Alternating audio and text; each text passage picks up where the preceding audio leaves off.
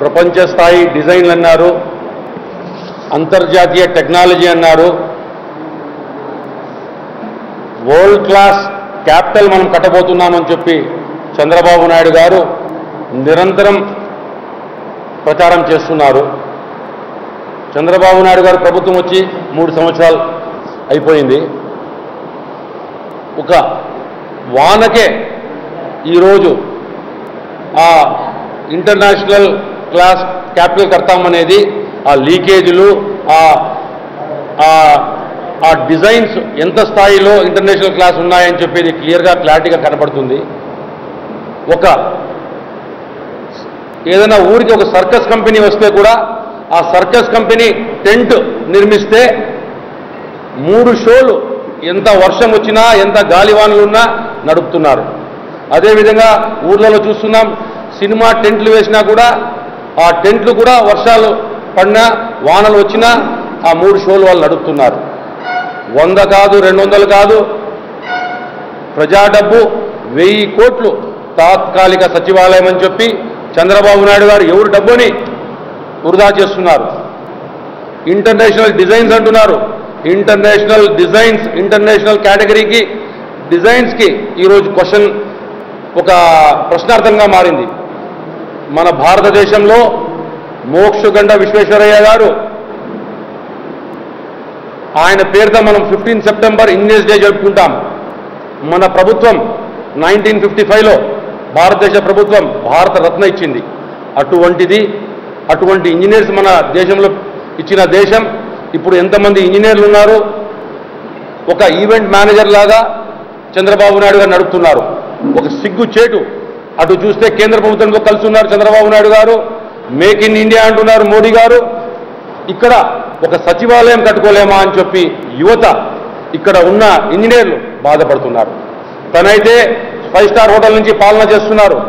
మనకు 10 సంవత్సరాలు ఉమ్మడి రాజధాని ఉంది. రాజధాని ఉండి మనం కట్టుకొని ఉండొచ్చు. ఈరోజు అక్కడ ఎంప్లాయీస్కి ఉండడానికి ఇండ్లు లేవు. అక్కడ పోయే విద్యార్థులకి ఇబ్బందులు ఉన్నాయి. ప్రతి ఒక్కరికి అక్కడ ఇన్ఫ్రాస్ట్రక్చర్ లేదు.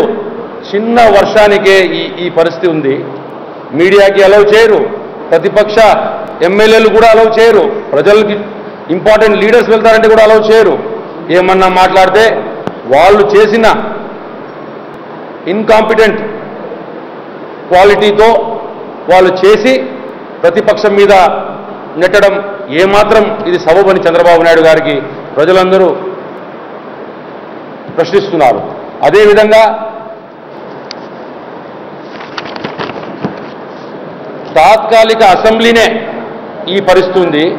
రేపు చంద్రబాబు నాయుడు గారు ఏ విధంగా రాజధాని కడతారు, ఏ విధంగా అసెంబ్లీ కడతారు, ఏ విధంగా సెక్రటేరియట్ కడతారు, ఏ విధంగా ఈయన డెవలప్ చేయగలుగుతారు, ఎక్కడ ఏ దిశకు తీసుకుపోతున్నారు. ఈ తెలుగు జాతి ఆత్మగౌరవానికి ఢిల్లీలో తాకట్టు పెట్టి రావాల్సిన ఫండ్స్ ఈ చంద్రబాబు నాయుడు గారైతేనేమి, మంత్రులైతేనేమి పైకి ఆర్భాటంగా వాళ్ళు తిరుగుతున్నారే కానీ, నవనిర్మాణ దీక్షలని చెప్పి చేస్తున్నారే కానీ, మన హక్కు ఏదైతే వాటాలు రావాలో అది తెచ్చుకోకుండా, కేంద్ర ప్రభుత్వానికి ఒత్తిడి తేకుండా తెలుగు జాతికి, తెలుగు ప్రజలకు ఇబ్బంది పెడుతున్నారు. అదేవిధంగా చంద్రబాబు నాయుడు పాలన వచ్చి 3 సంవత్సరాలు అయింది. విద్యారంగం నాశనం అయిపోయింది. వైద్య రంగం ఎవరికి అందుబాటులో లేకుండా భ్రష్టు పట్టించినారు. సంక్షేమ పథకాలు అనేది ఎక్కడ నిర్వీర్యం చేసేశారు. ఆ సంక్షేమం అనే పదానికి అర్థం లేకుండా చేసేశారు. ఆనాడు దివంగత నేత రాజశేఖర రెడ్డి సంక్షేమ పథకాలకి అర్థమేమని చెప్పి చూపించారు. ప్రపంచంలో ఎక్కడ లేని విధంగా సంక్షేమ పథకాలు అమలు తెచ్చారు. కుల మతాలకు అతీతంగా, వర్గాలకు అతీతంగా ఆ రోజు అమలు పరిచారు. ఈరోజు అది భ్రష్టు పట్టింది.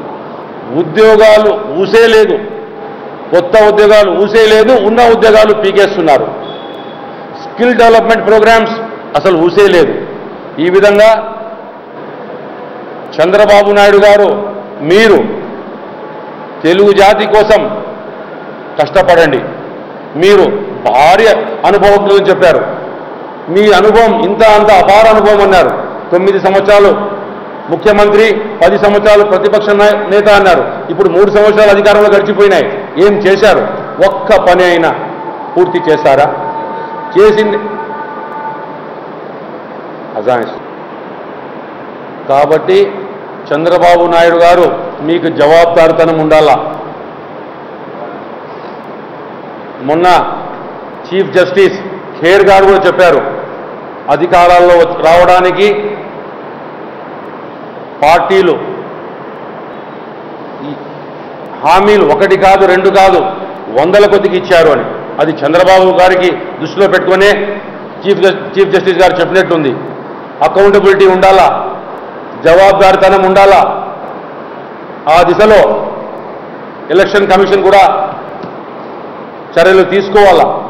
ఏదైతే చేస్తున్నారో ఏ పనిలో అయినా కానీ అవినీతి ఇంత అంతా లేదు, తారాస్థాయికి అవినీతి ఉంది. సిగ్గుపడుతున్నారు. డిస్కస్ చేయాలంటే కూడా ఉద్యోగస్తులు, ప్రజలు ఇవే చర్చ.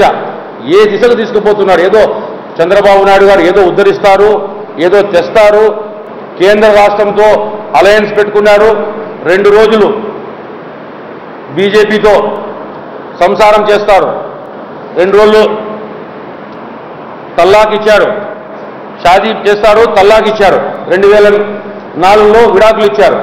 అదేవిధంగా ఇప్పుడు 2014లో డెవలప్మెంట్ చేయాలా మనం అని చెప్పి మరీ సంసారం చేస్తున్నారు ఇప్పుడు బీజేపీతో. కేంద్ర రాష్ట్ర ప్రభుత్వాలు 2 పెట్టుకొని ప్రత్యేక హోదా అనేది జగన్మోహన్ రెడ్డి గారు నిరంతరం ప్రజల పక్షాన ఒక జననేత అంటే ఎవర్రా అంటే ఈ భారతదేశంలో నిరంతరం ప్రజల్లో ఉండి ప్రజల కోసం పోరాడుతుండే ఏకైక జననేత జగనన్న గారని చెప్పి ప్రజలు ఆ రోజు తప్పు చేశాం, చంద్రబాబు ఇచ్చిన హామీలకు తప్పుడు హామీలు నమ్మాం, ఏం చేస్తారు అని చెప్పి ఆశించాం. ఒక్క హామీ కూడా నెరవేర్చలేదు. కాబట్టి తెలుగుదేశం పార్టీ ప్రభుత్వం ఏ రోజు దిగిపోతుంది, ఎప్పుడెప్పుడు దింపాలా అని చెప్పి ప్రజలు వెయ్యి కళ్ళతో ఎదురు చూస్తున్నారు. అదేవిధంగా ఈరోజు ప్రత్యేక హోదా ఉంటే విద్యార్థులు, ఎంప్లాయ్మెంట్ ప్రతి ఒక్కరికి బాగుంటుంది. బిజినెస్ పీపుల్ కూడా క్యాష్ ఫ్లో పెరుగుతుంది. ఎందుకురా అంటే commercial tax, sales tax, income tax, excise tax, ఈ విధంగా అన్ని ట్యాక్సులు ఎప్పుడు రాయితీ ఇస్తుందో గవర్నమెంట్ ప్రభుత్వం, ఆ రోజు దాని అంతకు అవే ఇండస్ట్రీస్ ఇక్కడ తరలి వస్తాయి. ఏమైనా ఒక్క ఇండస్ట్రీ తేగలిగారా చంద్రబాబు నాయుడు గారు ఈ పొద్దు వరకు? ఒక్కటి తేలేదు. ఏ ముఖ్యమంత్రి కానీ ఏ ప్రధానమంత్రి కానీ చేయని విధంగా వారి వారసులకు వారసత్వ రాజకీయాలకు దూరం ఉండాలని చెప్పిన చంద్రబాబు నాయుడు గారు ఆ రోజు దగ్గుబాటి వెంకటేశ్వరరావు గారికి వారి పార్టీలో మంత్రి పదవి ఇవ్వాలా, ఇంకొక కీలకమైన పదవి ఇవ్వాలంటే కుటుంబ రాజకీయం అవుతుందన్నారు. ఈరోజు ఒక మైనార్టీ మంత్రి లేరు, ముస్లిం మైనార్టీస్కి, ఎస్టీలకు ఒక మంత్రి లేడు. ఏం పాపం చేశారు మైనార్టీలు అయితేనేమి, ఎస్టీలు అయితేనేమి? మైనార్టీలకైతే ఒక సీటు కేటాయించలేదు, ఒక్కటే ఒక సీటు కేటాయించారు పీలేరులో. ఆ పీలేరు నియోజకవర్గం